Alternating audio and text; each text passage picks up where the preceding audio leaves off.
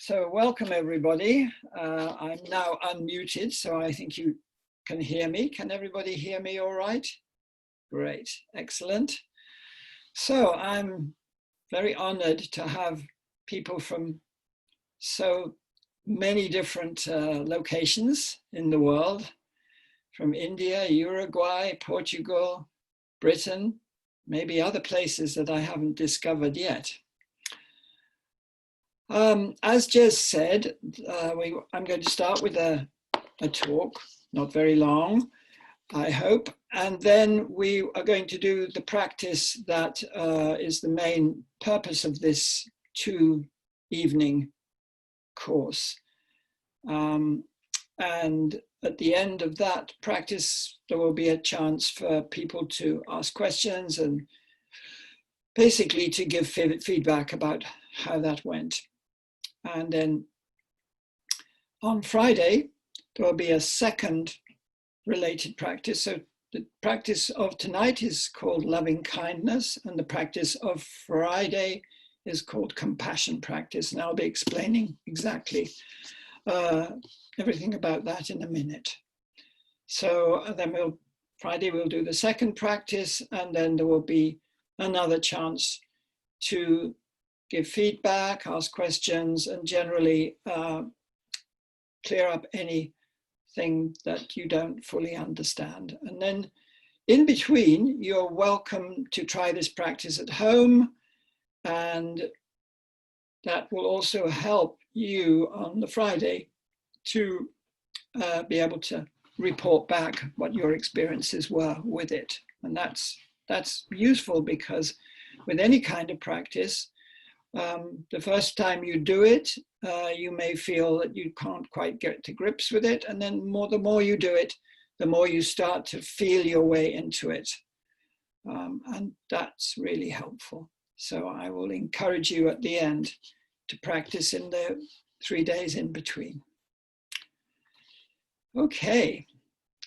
So the inspiration that I had for choosing to present the teachings of cultivating kindness and compassion, and as the title was, in this time of distancing, is precisely because due to this virus pandemic, most of us find ourselves cut off from our family, our friends, and those close to us, because we are mostly not permitted to freely roam the streets and towns where we live. And many of us are living on our own or with 1 or 2 other people.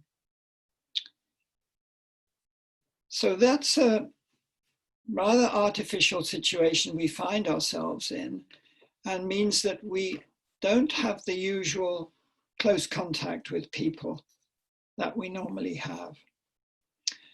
And many of us then have a lot of time on our hands, and we turn to the media, we turn to the television, the radio, the internet. And what we find there most of the time is a lot of not very good news, or even a lot of bad news. And we read about people dying, and we read about all the disputes about how the government is handling things more or less badly in most cases. And we read about the terrible things that have been happening in America, the violence there and the protests and the unhappy response of the government there. So again, that adds another element of stress. We seem to be surrounded with stressful information. And that can rouse all kinds of responses from us. Anger is a very obvious one. Sadness, another very obvious reaction, especially if we have loved ones and friends who are sick or even dying or even have died, which may be the case. And that in turn can lead to depression, So we are working with perhaps a more distressing emotional scene than we normally do. So in the result of stress and difficult emotion is that we can close down on ourselves. We can close down on our own emotional life because it's uncomfortable. And so we may find ourselves distancing ourselves from ourself, distancing ourselves from our own heart, our own most sensitive and vulnerable area of our being. And the result of that is that we can feel as if we're cut off, not only from people physically, but cut off from people emotionally, because we don't feel the usual flow of connection that we would have if we met them in social and friendly environments. So the antidote to some situation of this kind, which I'm presenting in this course, is to arouse the feelings of kindness and compassion within ourselves, our tender feelings. These are the natural qualities of our human heart. Everybody has felt kindness and compassion towards others. And there's no one who doesn't know those feelings. But what varies is how much we feel we're able to open ourselves to others and open ourselves to our own feelings of tender heart.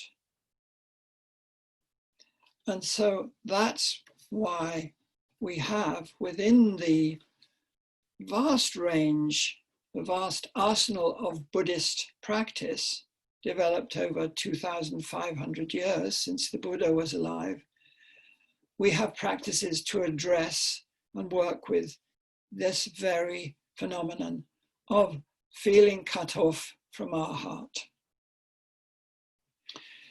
In the Buddhist teachings, our tender, open heart is called Bodhichitta. Literally, Bodhi means awakened, and Chitta has a dual meaning in Sanskrit. It can refer to our heart or our mind. So in a way, both of these are involved. The mind is what thinks about how we're relating to others, and the heart is what feels our relationship to others. So bodhicitta means, in the context of this presentation, we can take it to mean awakened heart. And the practices we're doing are known collectively as bodhicitta practices, practices to awaken our heart. It's not to say that our heart is completely asleep, although that could happen, I guess, but it means that our heart could very well waken further.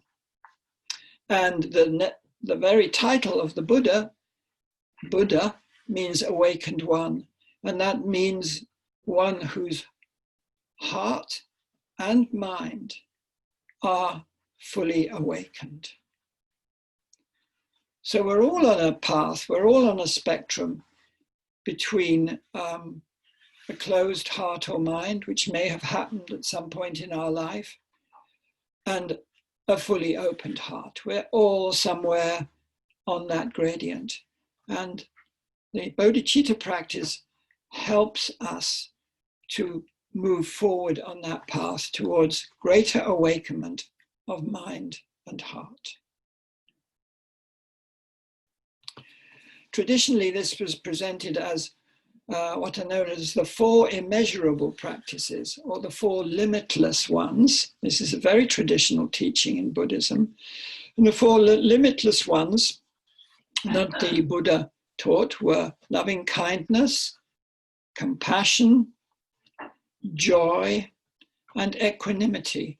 Equanimity means a mind that is totally open to everything, all people, without prejudice, without bias.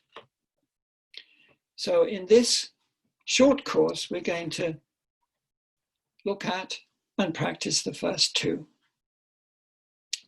loving kindness and compassion. Tonight, loving kindness, which is a practice of extending a wish to that others may be happy. I'll be saying more about that in a minute. And on Friday, compassion practice is extending the wish that others be free from suffering. Both these practices are what is known as contemplative practices. That is, practices in which we actually contemplate or think about specific themes. Now we contrast that with the practice that we also teach at Shambhala and which is taught in all schools of Buddhism, which is a very simple mindfulness practice known to Buddhists, Tibetan Buddhists in particular, as Shine, and to Buddhists in most places as shamatha. And that is the practice in which we let go of our thoughts. There is no agenda in simple mindfulness practice. We're not trying to create specific thoughts. We simply have our object of meditation, which is most likely the breath, just watching the breath coming and going. That has no intellectual or emotional content. It's simply a phenomenon of nature, our breath, our life, passing naturally through us.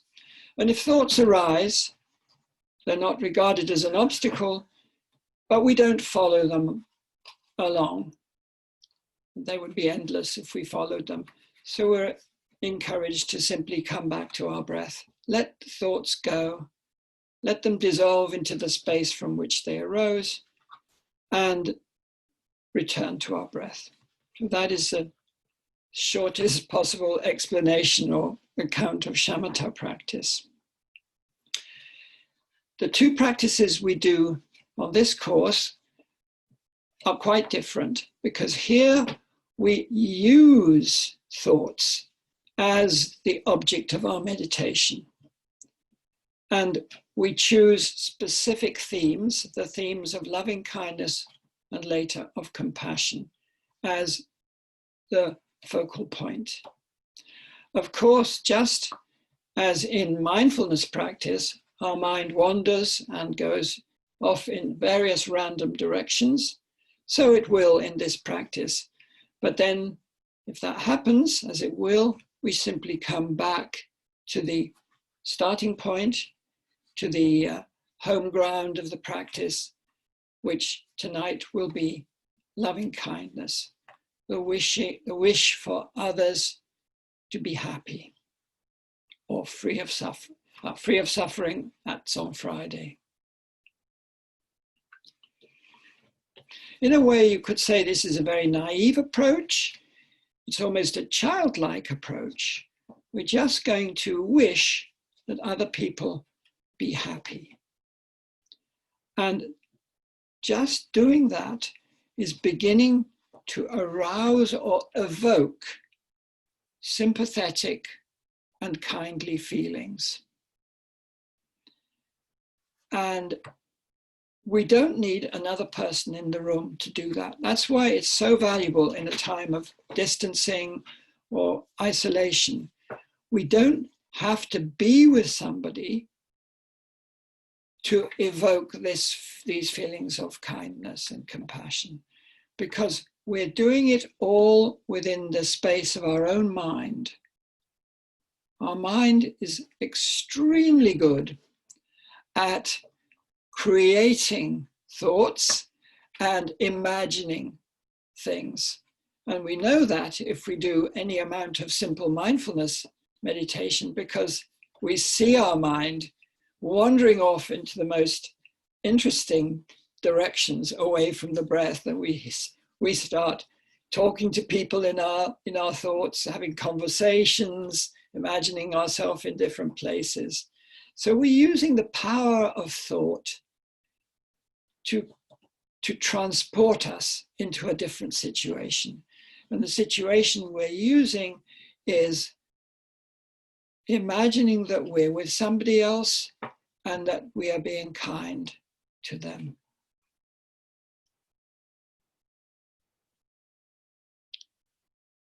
So we could start here just for 1 minute to practice this. Just imagine, choose a person that you either love or like very much.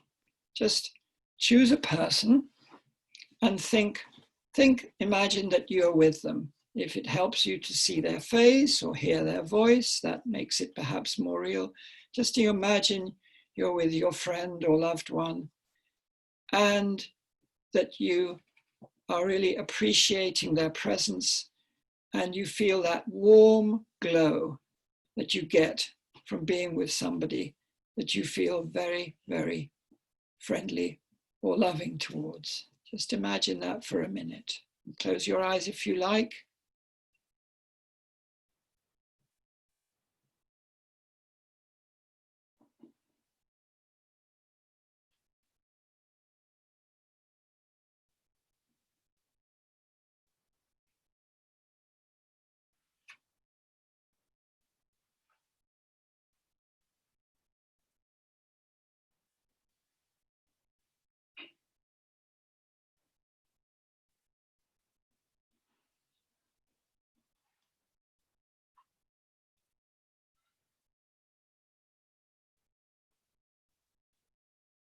Okay, that's probably fine. That would have given you a taste of the simplicity of just being with somebody, just imagining them. So now the practice itself is to extend kindness towards them. The original Sanskrit word for this practice is Maitri or Metta. Metta in Pali, Maitri in Sanskrit. And the best way to translate it has been decided to be loving kindness. It's broader than love. Love is very specific, and we may say, well, there are only very few people I love, but there are many people to whom we feel kindly. We can be kind to a stranger. We can feel kindness towards a stranger. If somebody falls in the street and their shopping goes everywhere, and we find ourselves naturally helping them pick up the oranges that are rolling down into the gutter, and they say, thank you so much, you're so kind. And we have been kind, and we can do that, perform acts of kindness for anyone. So loving kindness has the qualities of love when we're with people we know well and we do love, and it also has the sense of kindness, which can be extended to everyone. Naturally, when we wish somebody to be happy, we are wishing that they have good lives, that they prosper, flourish. And we don't have to always say the word happy. We could use, may my friend, my loved one, be content. May this person be at peace with the world, be at peace with themselves, experience a peaceful situation. May they be fulfilled. All these are aspects of the rather naive word happiness. So in this practice, the sort of root of the practice, the phrase that is presented in the age-old tradition in Buddhism is, may my friend, my loved one, be happy. But we can substitute any of those words be at peace, peaceful, fulfilled, content, joyful, whatever positive qualities we would like to extend. So we are sending these good wishes to people. It's like we're sending out beams of kindness.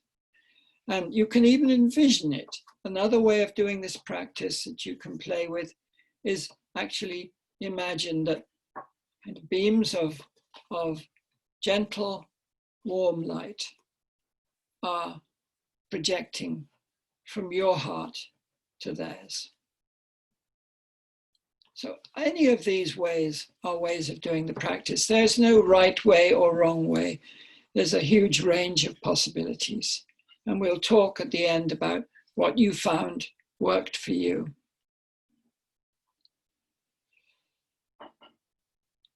And again, I say it helps sometimes to see the face of the people in your mind's eye, or to hear their familiar voice, to see them smiling or being joyful or content. And so what we're wishing is that they have good experience in their life. So we'll start, and we're going to do it in two or three phases. First, we'll choose one person, a specific person that you really like, that you love, if that love is not one of those complicated love-hate relationships, which would make the practice more difficult. Then you can choose from the whole range of people you know, from friends and family, etc. And then I will cue you when we start extending our kindness to them. And I'll use the words, may my friend or loved one be happy, to just set the ball rolling. And we'll do that for a few minutes. And then I'm going to suggest that you extend the practice to more people. So bring in more people, however you like to do that. Could be start with one more person, could start with a small group of people, the people in your household, the people in your family, and then you could extend it beyond. Just play with that. And finally, the final stage, which I will cue you, I will tell you when we reach that stage, we wish that all people be happy, or to be even more vast and general, the traditional Buddhist phrase is, may all sentient beings be happy, which includes all beings, human, animal, any being that can experience the spectrum between happy and sad, etc. So I will tell you each stage when we reach it, and we'll do it for a few minutes for each stage. If your mind wanders away, don't worry. That's fine, and that's normal. It's actually quite normal.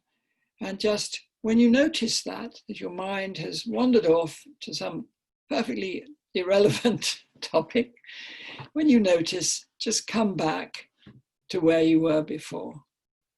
And you don't have to feel that you did anything wrong or that there was any problem there. You just come back.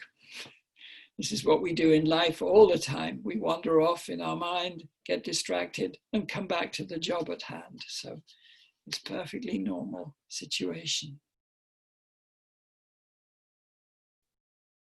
We'll start with just a minute of sitting quietly together. If you wish to do, if you're familiar with a mindfulness practice or a shamatha practice, then just do that practice for that minute, just to settle your mind and feel a little quietness. And then I will cue you with each step of the practice that follows. So here we go.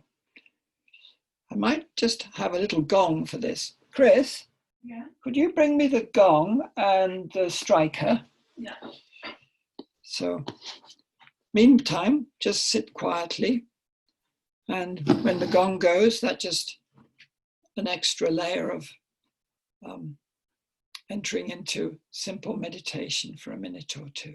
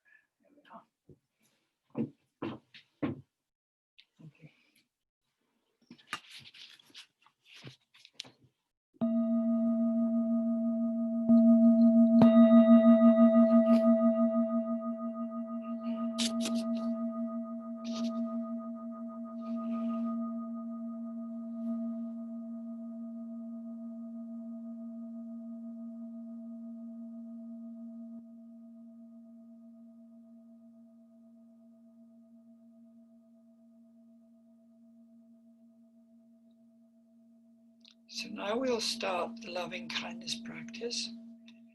Bring to mind the person that you choose. Imagine that they're sitting with you and start to extend your kindly thoughts to them. You can do it with inner words, or you can do it just by feeling that warm glow extending towards them. And then you wish that they be happy, content, at peace.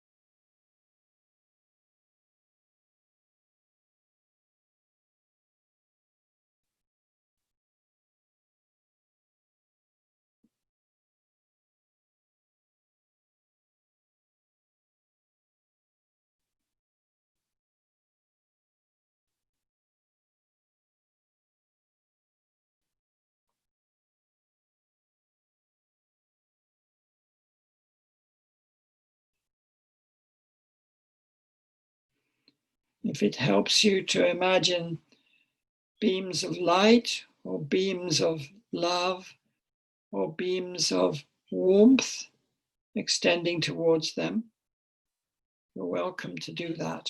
Whatever helps you to feel love or kindness to your friend or loved one.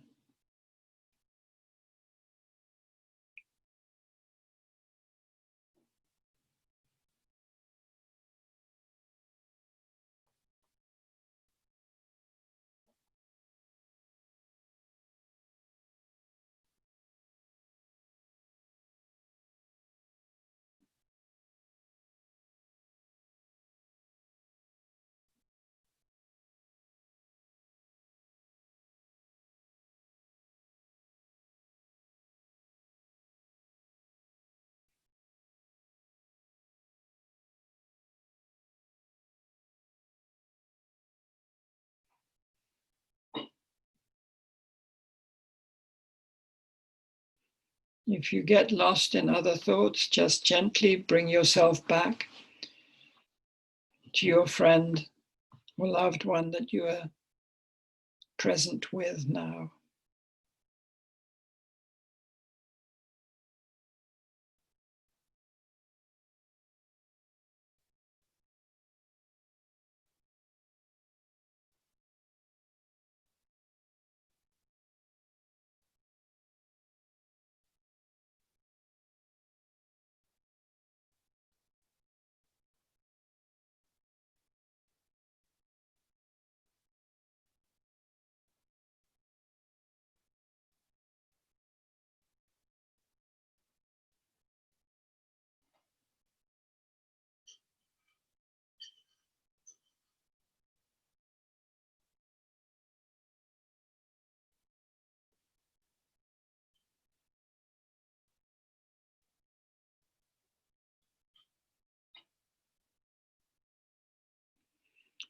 And now we can begin to extend our loving and kindly feelings towards more people. You might want to start with just one other person or choose a small group of people. However, you can imagine vividly. And again, extend those warm and kindly feeling towards them. May they be happy.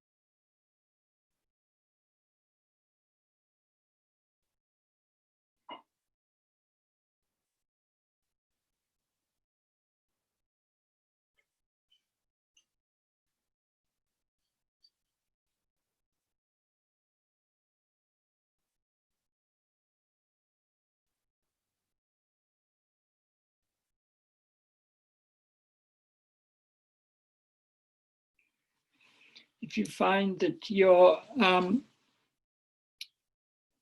you've chosen a group that it's difficult to share your happiness with, share those feelings with, then simply extend to another individual or another group.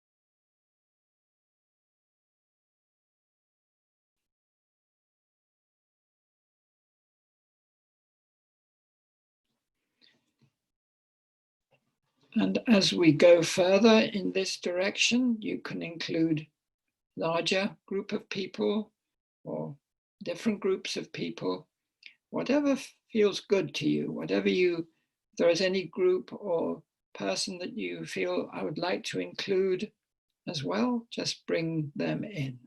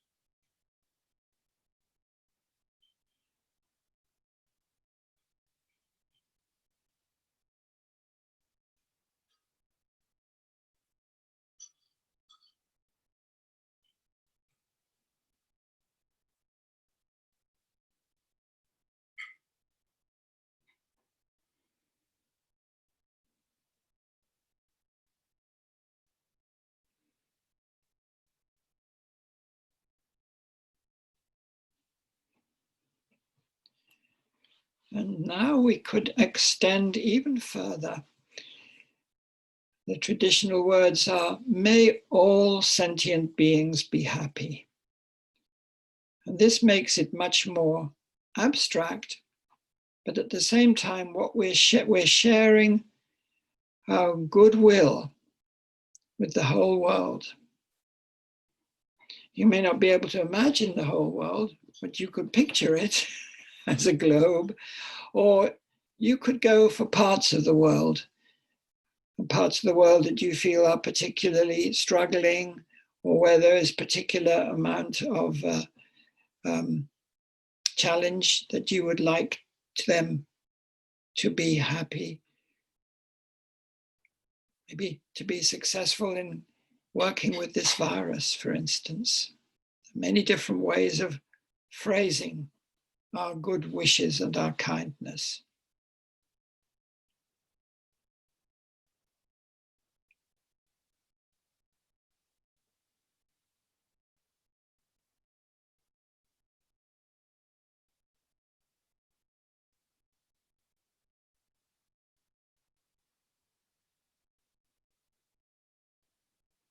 May all sentient beings be contented. May they all find peace wherever they are, even the animals.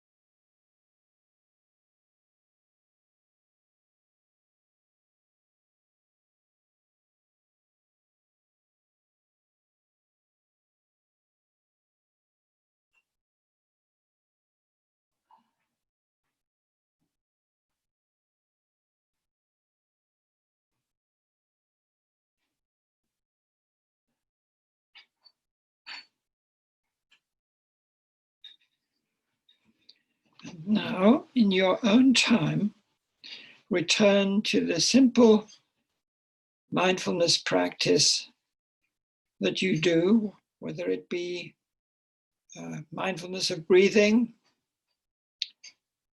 or any other form of simple formless practice that you are familiar with.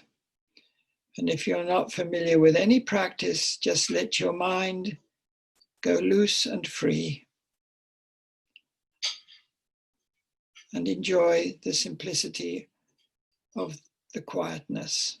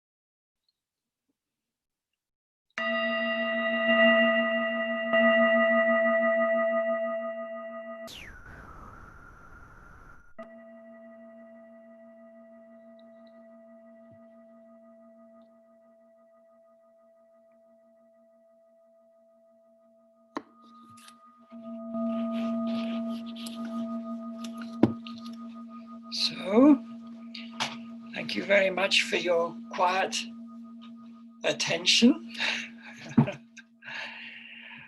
I would really love to hear how you got on. I would really love to hear some feedback from you about your experience, if this